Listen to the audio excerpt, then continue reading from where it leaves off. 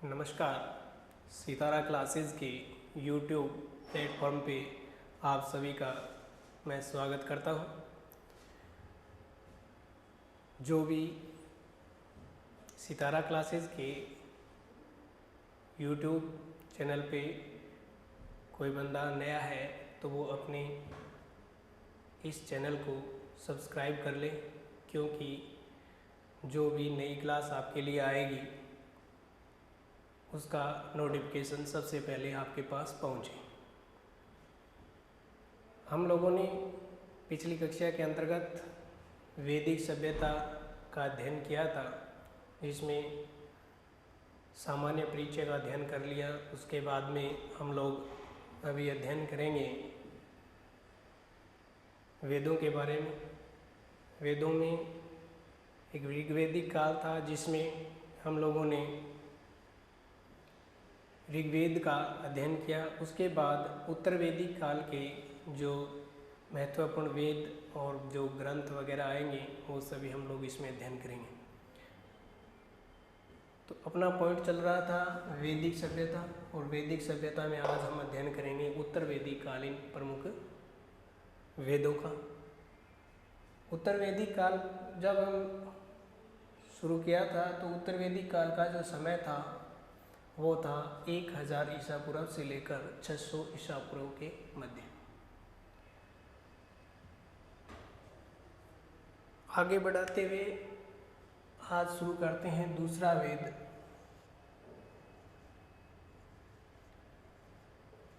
यजुर्वेद। क्या है यजुर्वेद? यजुर्वेद में जो अपने आप में यजु शब्द है, इसका अर्थ है यज्ञ। क्या अर्थ है? यज्ञ है। यानी यजु शब्द का क्या अर्थ है? यज्ञ है। तो इसका मतलब इस वेद में जो बातें बताई गई हैं वो यज्ञ विधान से संबंधित है। इससे संबंधित है, यज्ञ विधान से संबंधित है। ये जो यजुर्वेद है ये कर्मकांड प्रधान वेद है। कर्मकांड प्रधान वेद है। इसमें कर्मकांडों को क्या दिया गया है? महत्व दिया गया है। ये कर्मकांड प्रधान वेद है। इस वेद में यज्ञ करने की विधियों का वर्णन है। यजुर्वेद में क्या है? यज्ञ करने की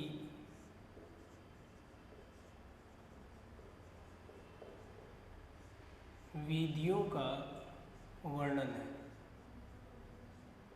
यानी इसमें यज्ञ करने के जो नियम है वो बताए गए हैं। ठीक है। बलि प्रथा का भी उल्लेख इसमें मिलता है, यजुर्वेद में मिलता है। बलि का उल्लेख, बलि का उल्लेख किसमें मिलता है? यजुर्वेद में मिलता है। यजुर्वेद का जो पाठ करने वाला पुरोहित होता है उसे अध्वर्यु कहा जाता है। क्या कहा जाता है? अध्वर्यु कहा जाता है। पाठ करने वाला पुरोहित क्या कहलाता है? अध्वर्यु कहलाता है। क्या कहलाता है? अध्वर्यु कहलाता है। ठीक है। ध्यान देना, यजुर्वेद में यजु शब्द का जो अर्थ है उसका अर्थ निकलता है यज्ञ। क्या अर्थ है? यज्ञ। ये कर्म कांड प्रधान वेद है। यज्ञ करने की विधियों का इसमें वर्णन है। बलि का भी उल्लेख इसमें मिलता है, यजुर्वेद में मिलता है। और इस यजुर्वेद का जो पाठ करने वाला पुरोहित होता है, ब्राह्मण होता है, उसे कहा जाता है अध्वर्यु। यजुर्वेद की 2 शाखाएं हैं। यजुर्वेद की कितनी शाखाएं हैं?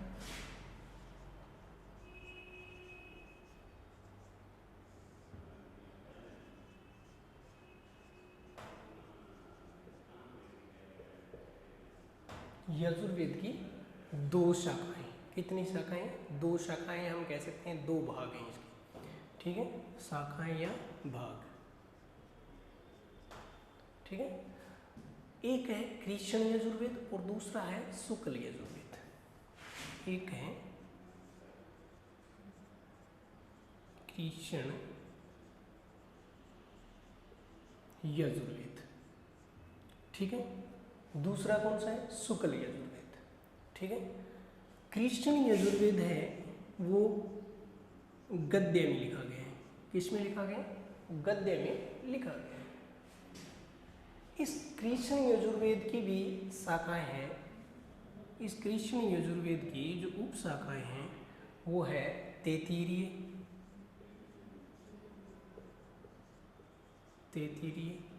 दूसरी है काठक,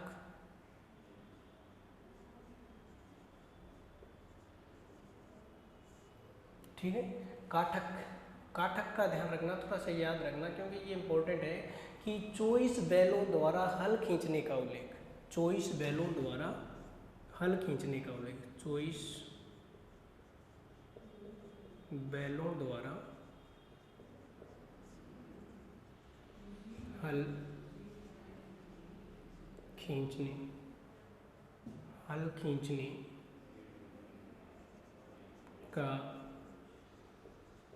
उल्लेख किस में मिलता है, काठक में मिलता है। किस में मिलता है, काठक संहिता में मिलता है। उसके बाद में मित्रायणी,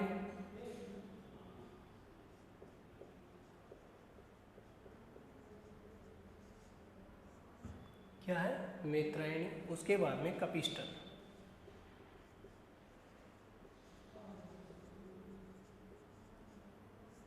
क्या नाम, कपिस्टल। यानी कृष्ण यजुर्वेद की दो शाखाएं हैं, एक का नाम कृष्ण यजुर्वेद और दूसरी का नाम है शुक्ल यजुर्वेद। लेकिन कृष्ण यजुर्वेद में भी कितनी शाखाएं हैं, 4 है, तैत्तिरीय, काठक, मैत्रायणी और कपिस्टल। और इम्पोर्टेंट यह रहती है काठक, यानी 24 बैलों द्वारा हल खींचने का वर्णन हमें कहाँ मिलता है या किस में मिलता है, तो काठक संहिता में मिलता है। ठीक है, उसके बाद में बात करें दूसरी शाखा की या दूसरे भाग की, जिसका नाम है शुक्ल यजुर्वेद। क्या नाम है, शुक्ल यजुर्वेद। शुक्ल यजुर्वेद, शुक्ल यजुर्वेद है वो, उसमें केवल मंत्र ही है। क्या है, इसमें केवल मंत्र है, केवल मंत्र है, यानी ये मंत्रों का संग्रह है शुक्ल यजुर्वेद। शुक्ल यजुर्वेद है ये पद्य में लिखा गया है। किस में लिखा गया है, पद्य में लिखा गया है। यानी ध्यान रखना, यजुर्वेद ऐसा वेद है जो गद्य व पद्य दोनों में लिखा गया है। यजुर्वेद है वो गद्य व पद्य दोनों में लिखा गया है, क्योंकि कृष्ण यजुर्वेद है वो गद्य में लिखा गया है और शुक्ल यजुर्वेद है वो पद्य में लिखा गया है। और जो हम बात कर रहे हैं शुक्ल यजुर्वेद की, तो इस शुक्ल यजुर्वेद में केवल क्या है, मंत्र है। शुक्ल यजुर्वेद के 40 अध्याय हैं। कितने अध्याय हैं, 40 अध्याय। कितने इसमें, 40। ठीक है, इस शुक्ल यजुर्वेद की 2 शाखाएं। शुक्ल यजुर्वेद की कितनी शाखाएं, 2 शाखाएं। एक का नाम माध्यनंदिन है और दूसरे का कांडव नाम है।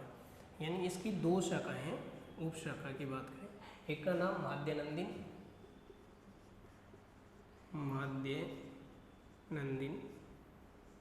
और दूसरी का नाम है कांडव। ठीक है, ध्यान रखना इसका, दूसरी का नाम क्या है, कांडव। उसके बाद में बात करें हम लोग यजुर्वेद में राजस्व और वाजपेय यज्ञों का उल्लेख सर्वप्रथम मिलता है। यजुर्वेद यानी किस वेद में राजस्व व वाजपेय यज्ञ का उल्लेख मिलता है, किस वेद में राजस्व व वाजपेय यज्ञ का उल्लेख मिलता है, तो आपका आंसर क्या हो जाएगा, यजुर्वेद में राजस्व व वाजपेय यज्ञ का उल्लेख मिलता है। अब ध्यान देना, राजस्व यज्ञ है वो किया जाता है राज्याभिषेक के समय। राजस्व यज्ञ है वो कब किया जाता है, राज्याभिषेक के समय किया जाता है। और वाजपेय यज्ञ है उसको हम लोगों ने पिछली कक्षा में पढ़ा था। यानी वाजपेय यज्ञ के दौरान क्या की जाती है, रथ दौड़ की जाती है। पिछली क्लास में भी हम लोग कहीं जो पढ़ रहे थे हिमालय पर्वत की मुजबंत चोटी के बारे में, जो पढ़ रहे थे कि वहाँ एक सोम का पौधा पाया जाता था और उसे सोम रस तैयार किया जाता था। तो जो सोम रस था वो एक नशीला पदार्थ था। किस प्रकार का पदार्थ था, नशीला पदार्थ था और उस नशीले पदार्थ का सेवन किस यज्ञ के दौरान किया जाता था? वाजपेयी यज्ञ के दौरान किया जाता था। तो हम लोगों ने बहुत चर्चा की थी कि वाजपेयी यज्ञ के दौरान क्या होता है? रथ दौड़ होती है, यानी राजा अपने आप को क्या करना चाहता है? सर्वश्रेष्ठ दिखाना चाहता है। ठीक है, तो राजस्व यज्ञ है, 2 यज्ञों की यह बात हो रही है, राजस्व व वाजपेयी यज्ञ का उल्लेख मिलता है, उल्लेख मिलता है। ठीक है, राजस्व यज्ञ कब किया जाता है? रा से रा को याद रखना, राज्याभिषेक के समय। कब किया जाता है? राज्याभिषेक के समय। रा को रा के साथ जोड़ के याद रखना, राजस्व यज्ञ राज्याभिषेक के समय, और वाजपेयी यज्ञ वो रथ दौड़ होती है, उसके दौरान क्या होती है? रथ दौड़ होती है। इन लोगों, इसके बारे में हम लोगों ने कल चर्चा की थी, पिछली क्लास में चर्चा की थी। ठीक है, उसके बाद में थोड़ा एक बार देख लो, नेक्स्ट वेद पढ़ेंगे इसके बाद में। यानी यजु का अर्थ यज्ञ होता है, कर्मकांड प्रधान वेद है। यज्ञ की विधियों का इस वेद में क्या मिलता है? वर्णन मिलता है। बलि प्रथा का उल्लेख किया गया है। पाठ करने वाला पुरोहित द्रव्य कहलाता है, कई बार कंपटीशनों में आया हुआ है क्वेश्चन है, तो थोड़ा ध्यान रखना इसका। ठीक है, राजस्व और वाजपेयी यज्ञ का उल्लेख है, वो भी किस में मिलता है? यजुर्वेद में मिलता है। ये भी कई कंपटीशनों में आया हुआ क्वेश्चन है। यजुर्वेद की शाखाओं की बात की तो यजुर्वेद की कितनी शाखाएं? यजुर्वेद की कितनी शाखाएं? तो कितनी शाखाएं? 2 शाखा है, कृष्ण यजुर्वेद और शुक्ल यजुर्वेद। कृष्ण यजुर्वेद और शुक्ल यजुर्वेद। ठीक है, उसके बाद में कृष्ण यजुर्वेद है वो गद्य में लिखा गया है, और शुक्ल यजुर्वेद है वो किस में लिखा गया है? पद्य में लिखा गया है। यहाँ पर हम लोगों ने बात की थी, कृष्ण यजुर्वेद है वो तैत्तिरीय, काठक, मैत्रायणी और कपिस्टल शाखाओं में विभाजित है। यहाँ पर काठक इंपॉर्टेंट है, क्योंकि काठक में किस प्रकार का वर्णन मिलता है? 24 बैलों द्वारा हल खींचने का उल्लेख इसमें मिलता है। उसके बाद में शुक्ल यजुर्वेद की बात की थी। शुक्ल यजुर्वेद है वो पद्य में लिखा गया है। इस शुक्ल यजुर्वेद है उसमें केवल मंत्र ही, क्या है? मंत्र है। और शुक्ल यजुर्वेद के कुल कितने अध्याय हैं? 40 अध्याय है, और इसकी 2 शाखाएं, महाद्यानंदिन व कांडव। ठीक है, उसके बाद में देखते हैं नेक्स्ट वेद।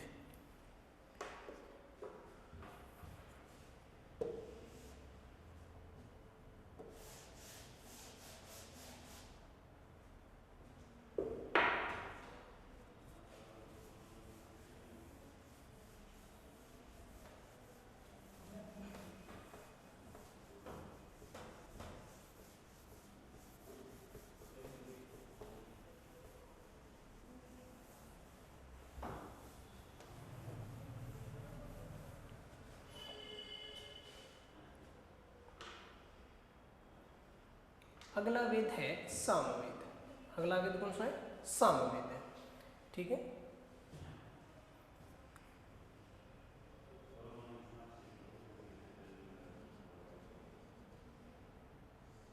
सामवेद। यहाँ साम का जो अर्थ है उसका अर्थ है गान। साम का अर्थ क्या होता है? गान। साम का अर्थ है वो क्या है? गान है। यानी इसका मतलब ये वेद किससे संबंधित है? संगीत से संबंधित है, गान या संगीत। ये जो वेद है इसमें यज्ञ के समय गाए जाने वाले मंत्रों का संग्रह है। इस वेद में क्या है? यज्ञ के समय गाए जाने वाले मंत्रों का संग्रह है। यज्ञ के समय गाए जाने वाले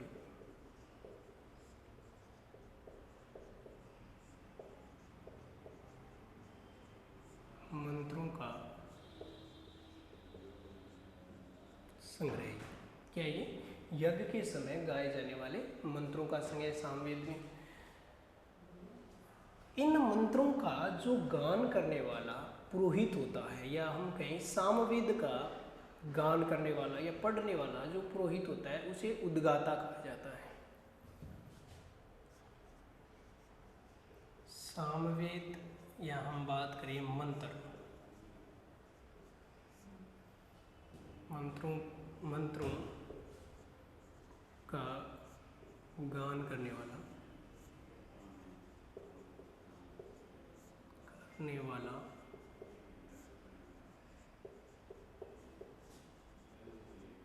पुरोहित क्या कहलाता है? उद्गाता कहलाता है। ध्यान देना, कई बार पूछा गया क्वेश्चन है, ध्यान रखना है, इंपॉर्टेंट फैक्ट है, याद रखना है। यानी सामवेद का गान करने वाला पुरोहित है, वो क्या कहलाता है? उद्गाता कहलाता है। सामवेद को भारतीय संगीत का जनक कहा जाता है। सामवेद को भारतीय संगीत का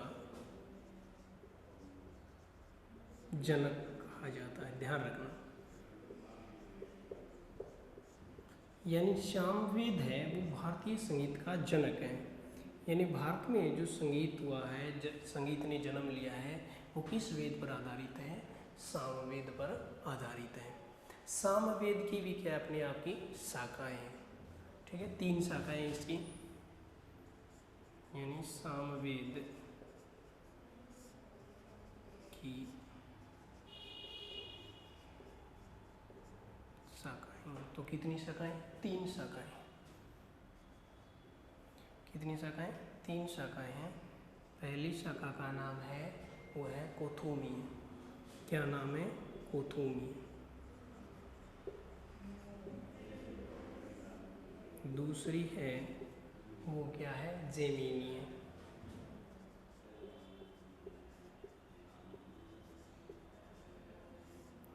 और तीसरी है, उसका नाम है राणायनीय।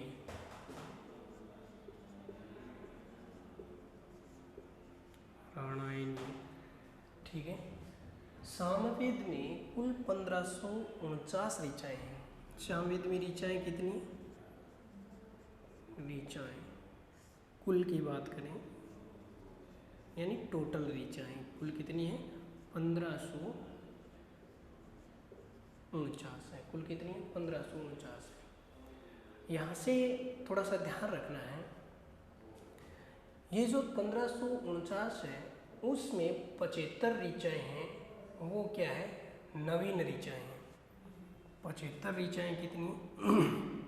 हम बात करें नवीन ऋचाएँ, या हम बात करें सामवेद की मूल ऋचाएँ। सामवेद की मूल ऋचाएँ,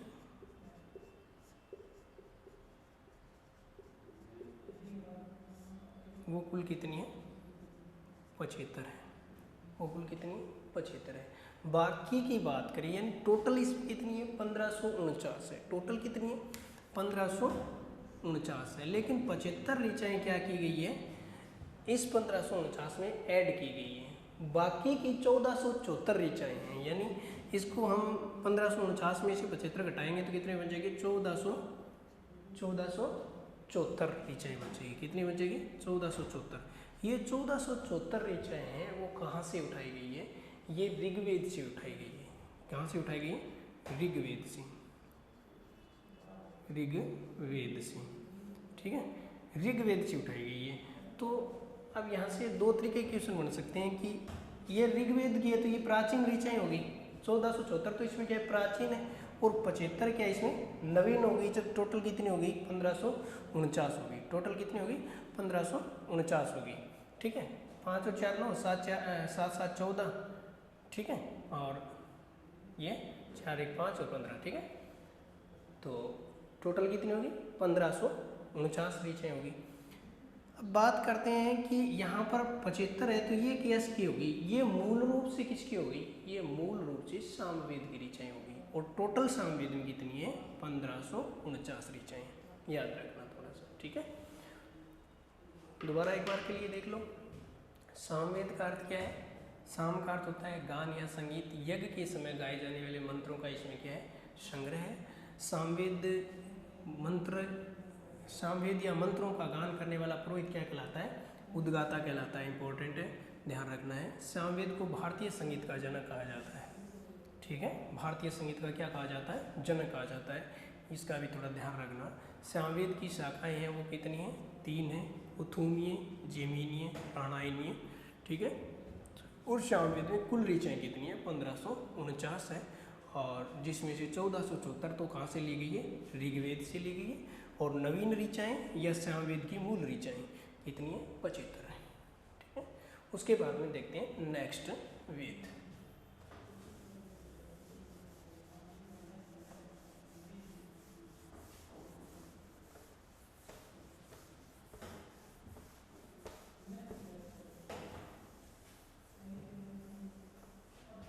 अगला वेद है अथर्ववेद।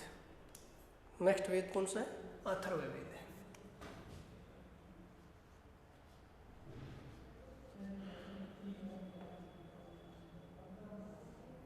क्या नाम है वेद का, अथर्ववेद है, जो कितने नंबर का वेद है, 4 नंबर का वेद। इसमें अथर्व शब्द का अर्थ है पवित्र जादू। क्या नाम है, क्या अर्थ है, पवित्र जादू। अथर्व का अर्थ है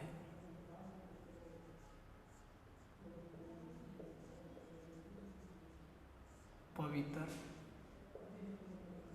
जादू। क्या अर्थ है, पवित्र जादू, इसका अर्थ है। अथर्व शब्द का अर्थ क्या है, पवित्र जादू है। इसके रचनाकार माने जाते हैं अथर्व ऋषि। इसके रचनाकार कौन माने जाते हैं,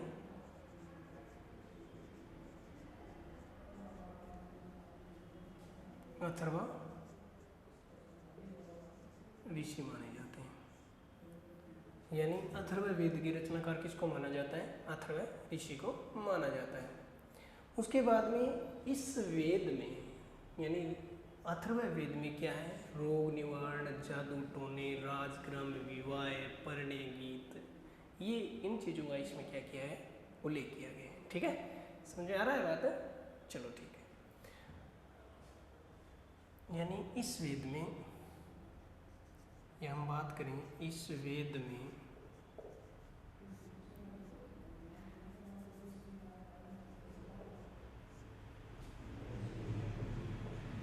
रोग निवारण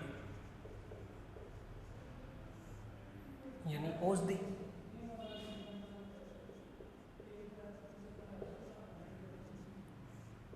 रोग निवारण, राजक्रम,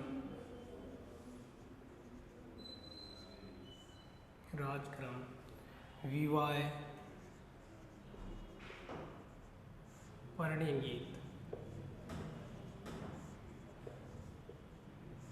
योग में गाए जाने वाले, जादू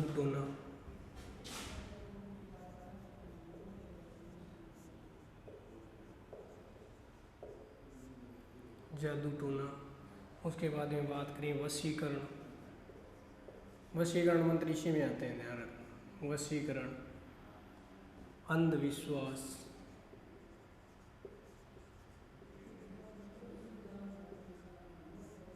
अंधविश्वास भी किसमें आते हैं, इसमें आते हैं।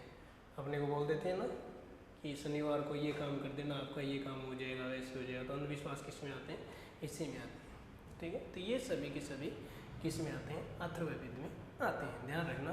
रोग निवारण, राजक्रम, विवाह, परिणय गीत, जादू टोना, वशीकरण, अंधविश्वास, ये सभी में किसी में आते हैं, अथर्ववेद में आते हैं। औषधि शब्द भी आ सकता है यहाँ पर, ये चीज़ें अपने को ध्यान रखनी है, ठीक है। उसके बाद में बात करें कि अथर्ववेद का पाठ करने वाला ब्राह्मण है।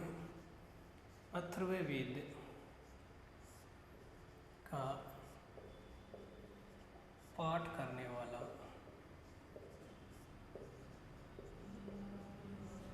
पुरोहित ब्रह्मा कहलाता है। क्या कहलाता है, ब्रह्मा कहलाता है। अथर्ववेद का पाठ करने वाला जो पुरोहित होता है वो क्या कहलाता है, ब्रह्मा कहलाता है। इस अथर्ववेद का एक अन्य नाम भी है, ब्रह्मवेद भी कहा जाता है इसको। अन्य नाम क्या है इसका, यानी अथर्ववेद का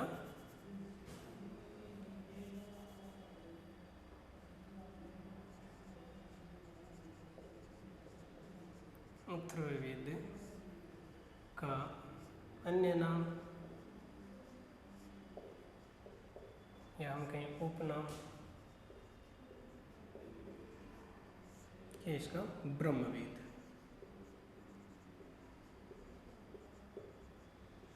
ठीक है, याद रखना ब्रह्मवेद किस वेद को कहा जाता है तो किसको कहा जाता है?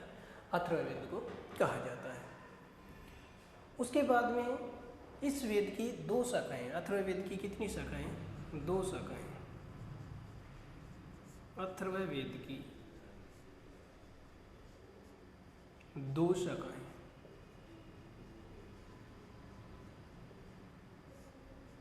एक का नाम शौनक है और दूसरी का नाम क्या है? पिप्लाद है।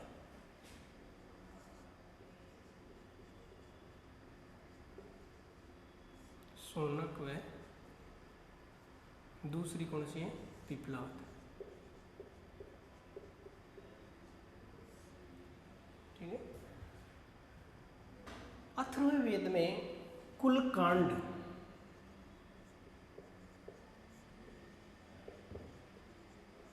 20 हैं। अथर्ववेद में कुल कांड कितने? 20 हैं। इसमें सूक्त 731 है। अथर्ववेद में सूक्त कितनी है? 731। अथर्ववेद में सूक्तों की संख्या कितनी है? 731। इसमें जो मंत्र हैं वो है 5987। 5987।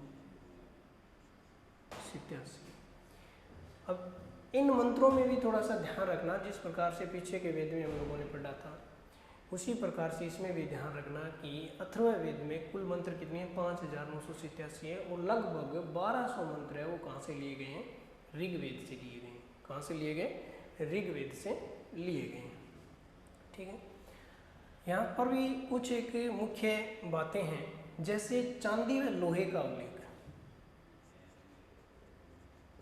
चांदी व लोहे का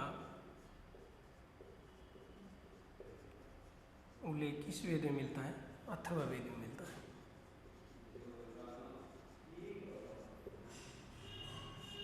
हम लोगों ने बात की थी कि सिंधु सभ्यता के लोग हैं वो किससे जानकार नहीं थे?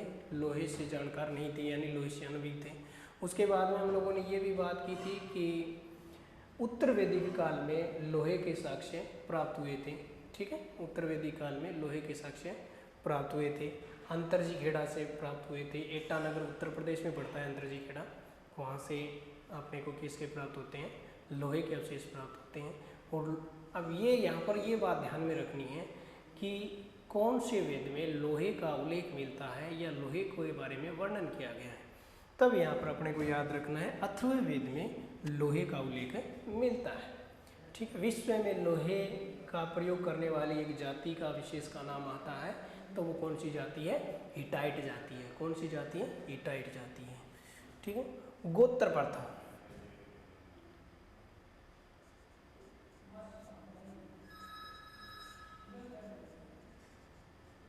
गोत्र प्रथा का उल्लेख। गोत्र प्रथा का उल्लेख भी किसमें मिलता है? अथर्ववेद में मिलता है। यानी सर्वप्रथम गोत्र प्रथा का उल्लेख किस वेद में मिलता है? अथर्ववेद में मिलता है। ठीक है। तो एक बार के लिए दोबारा इसको देख लो कि अथर्ववेद, अथर्व में अपने आप में अथर्व शब्द का भी अर्थ क्या है? पवित्र जादू है।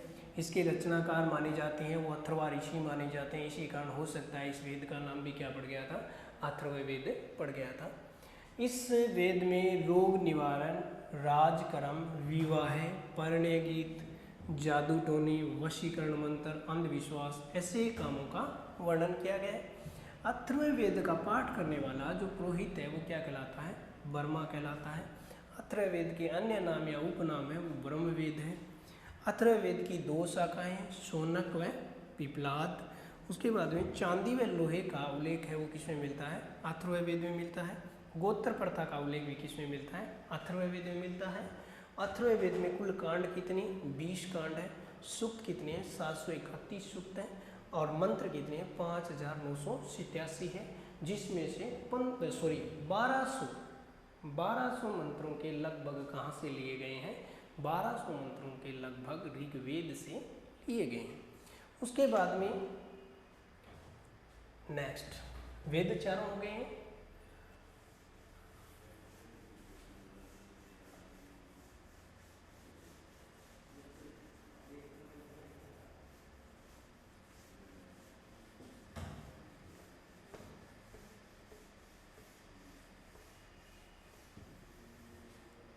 ब्राह्मण ग्रंथ, अगला पॉइंट है ब्राह्मण ग्रंथ।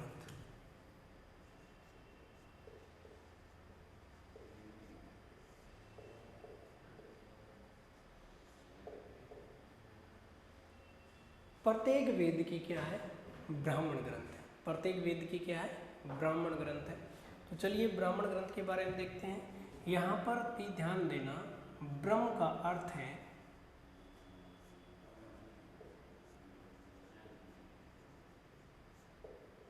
ब्रह्म का जो अर्थ है वो होता है यज्ञ। ब्रह्म का अर्थ भी क्या होता है? यज्ञ होता है। इन ब्राह्मण, पहले बात तो ये आती है कि इन ब्राह्मण ग्रंथों की आवश्यकता क्यों पड़ी? हमें प्रत्येक वेद के ब्राह्मण ग्रंथ मिलते हैं तो इसकी आवश्यकता क्यों पड़ी? तो इसकी आवश्यकता पड़ने के पीछे कारण एक था कि यज्ञ विधान की जो क्रिया थी, यानी किस प्रकार जो यज्ञों को करने के नियम थे, नियमों का संपादन करने के लिए या यज्ञों के नियमों को समझने के लिए और किसकी आवश्यकता पड़ी थी? ब्राह्मण ग्रंथों की आवश्यकता पड़ी थी। तो इसका मतलब सीधा साधा अर्थ निकल के आता है कि ब्राह्मण ग्रंथ, तो इसमें क्या है? यज्ञों के नियम है, यज्ञों की विधि है, यज्ञों की क्या है? विधि है। ब्राह्मण ग्रंथों में क्या है? यज्ञों के नियम है, या हम कह सकते हैं यज्ञों की विधि है, या यज्ञों के किस प्रकार से हमें संपादित करना है वो नियम किसमें बताए गए हैं? ब्राह्मण ग्रंथों में बताए गए हैं। ठीक है, तो उद्देश्य लिखते हैं इसका, क्या उद्देश्य था इसको ब्राह्मण ग्रंथों की रचना के पीछे? तो इसका उद्देश्य है यज्ञ विधान और क्रियाओं को समझने के लिए इसकी रचना की गई। यज्ञ विधान व क्रिया को समझने के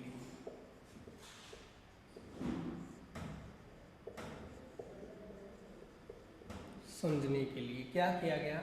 ब्राह्मण ग्रंथों की रचना की गई थी। वेद है वो क्या है? स्तुति प्रधान है, यानी वेदों में वाणी प्रधान है, स्तुति प्रधान है। वहीं ब्राह्मण ग्रंथ है वो क्या है? विधि प्रधान है, नियम है, कानून का संग्रह है, नियम है ये। ठीक है, तो लिखें वेद स्तुति प्रधान है, स्तुति प्रधान है, जबकि ब्राह्मण ग्रंथ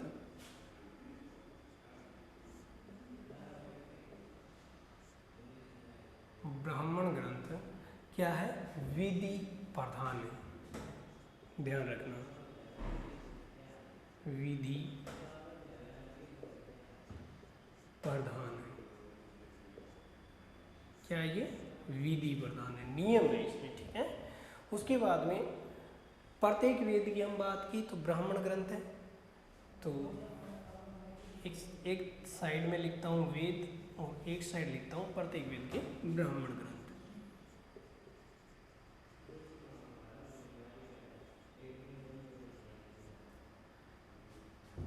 साइड में मैं आपको यहाँ पर ब्राह्मण ग्रंथ याद रखने के लिए एक छोटा सा ट्रिक बताता हूँ।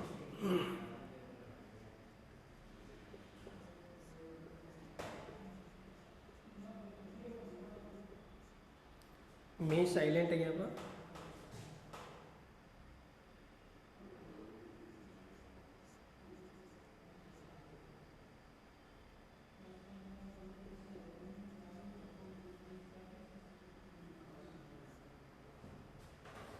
ठीक है, गाय जैसे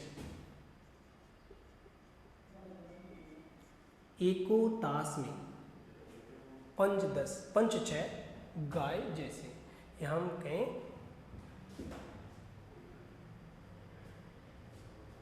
आपने खेलना तो मत, लेकिन लोगों को ताश खेलते हुए देखा जरूर होगा। उसमें इक्का होता है। वैसे ताश में इक्के कितने होते हैं? 4 होते हैं। लेकिन यहाँ पर इस ब्राह्मण ग्रंथों को समझने के लिए या मुख्य मुख्य ब्राह्मण ग्रंथों को समझने के लिए हमें इस ताश के पत्तों में कितने एक जो इक्के होते हैं वो कितने इक्के हैं? 5 6। पंज का पंज 6, पंज 6 यानी 5 6। और 5 6 किस जानवर के समान है? गाय जैसे। गाय एक सीधा साधा जानवर होता है, तो गाय जैसे सीधे साधे हैं। तो यहाँ से हम लोग प्रत्येक वेद के ब्राह्मण ग्रंथ समझने की कोशिश करेंगे और एकदम सरल से आपको याद हो जाएगा। ये ब्राह्मण ग्रंथ है, ये भी ब्राह्मण ग्रंथ है, ये ब्राह्मण ग्रंथ है और यहाँ पर एक ही ब्राह्मण ग्रंथ है।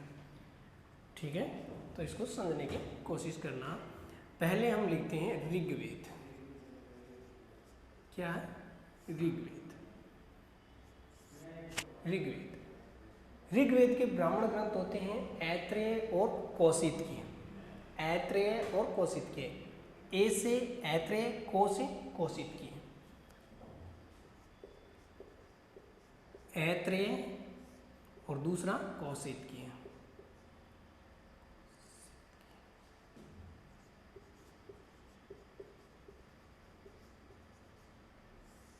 ठीक है, समझना इसको। ऋग्वेद का ब्राह्मण ग्रंथ है वो कौन से होते हैं? ऐत्रेय और कौशितकीय। एक बात समझ में आ गया? ठीक है। उसके बाद में दूसरा ब्राह्मण ग्रंथ लिखते हैं यजुर्वेद की। दूसरा वेद है यजुर्वेद। यजुर्वेद के जो ब्राह्मण ग्रंथ है वो होते हैं तैत्तिरीय और शतपथ। ताश में होते हैं इक्को की बात की थी, तो इक्को तो किस में चला गया? ऋग्वेद में चला गया। अब ताश की बात कर रहे हैं तो तय से तैत्तिरीय और शय से शतपथ। समझ में आई बात? यजुर्वेद के ब्राह्मण ग्रंथ कौन कौन से हो गए? तैत्तिरीय और शतपथ। ठीक है, कितने ब्राह्मण ग्रंथ हो गए अपने? 4 ब्राह्मण ग्रंथ हो गए, 2 वेदों के लिए। ठीक है, ऋग्वेद के ऐत्रेय और कौशितकीय यानी एक को, यजुर्वेद की तैत्तिरीय और शतपथ यानी ताश। में साइलेंट है, में कोई भी अर्थ नहीं है। ठीक है, उसके बाद में तीसरा लिखते हैं सामवेद।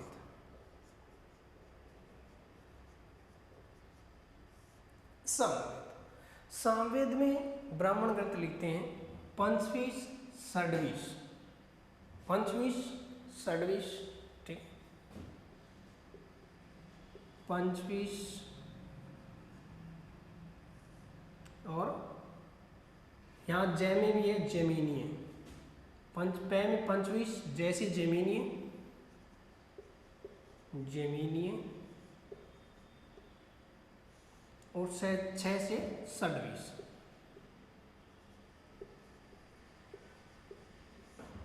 ठीक है, षड्वीस। समझना है इस बात को। इसमें 3 है। इसमें कितने? 3 है। पै से पंचवीस, जय से जमीनीय, 6 में संस्कृत का षड्वीस। ठीक है, 6 और संस्कृत में क्या लिखे जाते हैं? षड। ठीक है, षड्वीस। और लास्ट में है अथर्ववेद।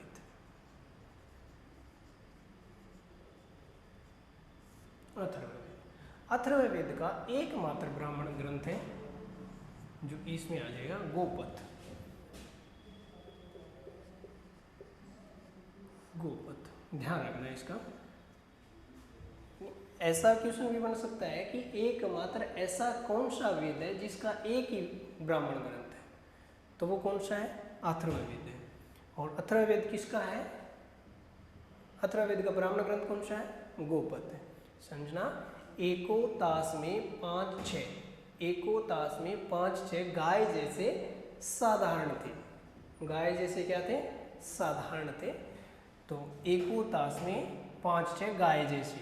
ठीक है, तो यह समझना, ऋग्वेद के ऐत्रेय कौशितकीय, यजुर्वेद की तैत्तिरीय शतपथ, सामवेद के पंचवीस, जैमिनीय षड्वीस और अथर्ववेद की गोपथ। उसके बाद में सबसे प्रसिद्ध या सबसे महत्वपूर्ण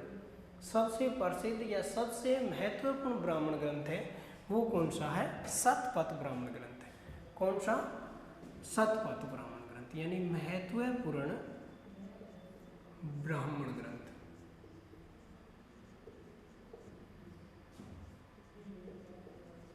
वो कौन सा है? शतपथ है। कौन सा ब्राह्मण ग्रंथ है? शतपथ है।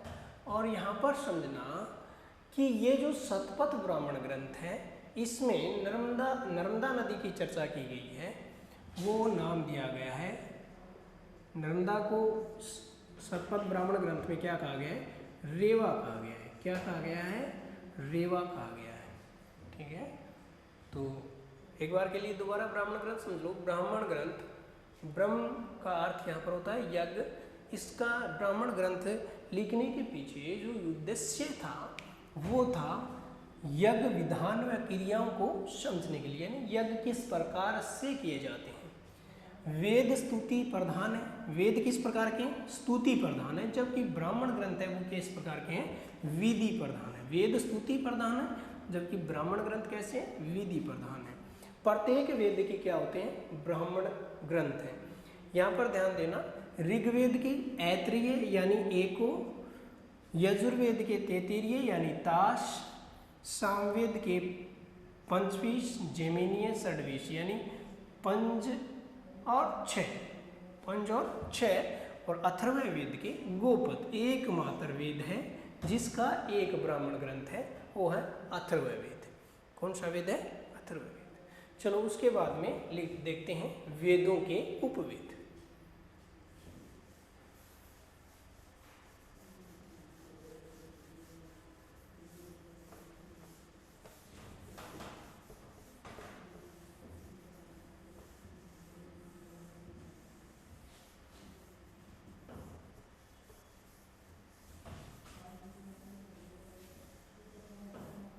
वेदों के उपवेद।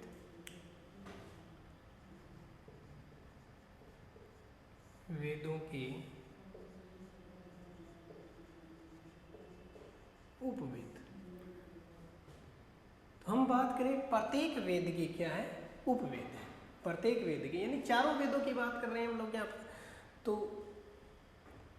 एक दिशा में लिखता हूं मैं वेद और इधर है उपवेद। ठीक है, हम बात करें ऋग्वेद की। ऋग्वेद का उपवेद होता है आयुर्वेद।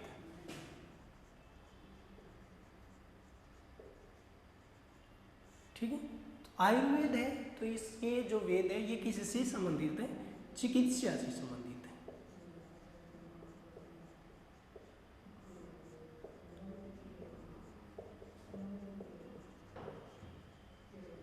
किससे संबंधित है?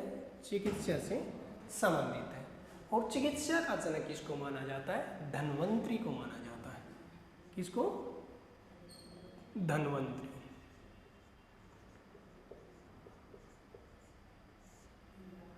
ठीक है, दूसरा है यजुर्वेद।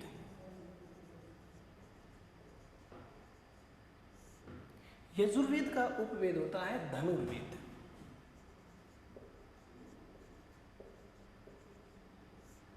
यजुर्वेद का उपवेद कौन सा है? धनुर्वेद। ठीक है, उसके बाद में बात करते हैं कि धनुर्विद्या से संबंधित है। तो धनु है तो ये क्या है? युद्ध कला है। धनुष किस काम में आती है? युद्ध में काम आती है, तो युद्ध कला से संबंधित है। युद्ध कला से संबंधित है। और युद्ध कला की बात करते हैं तो कौन प्रसिद्ध था युद्ध कला के लिए? विश्वामित्र जी।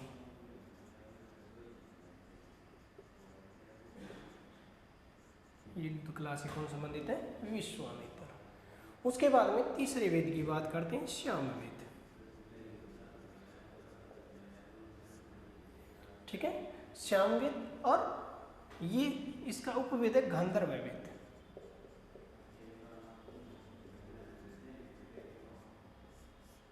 कौन सा वेद? गांधर्व वेद इसका उपवेद है।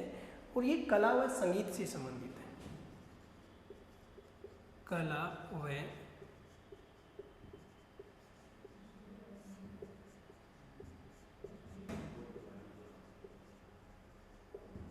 संगीत से संबंधित है। तो कला व संगीत से संबंधित कौन था? भरतमुनि था। कौन था? भरतमुनि।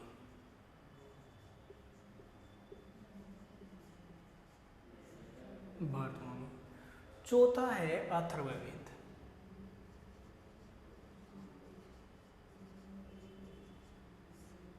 अथर्ववेद और इसमें आएगा उपवेद हो जाएगा शिलभवेद।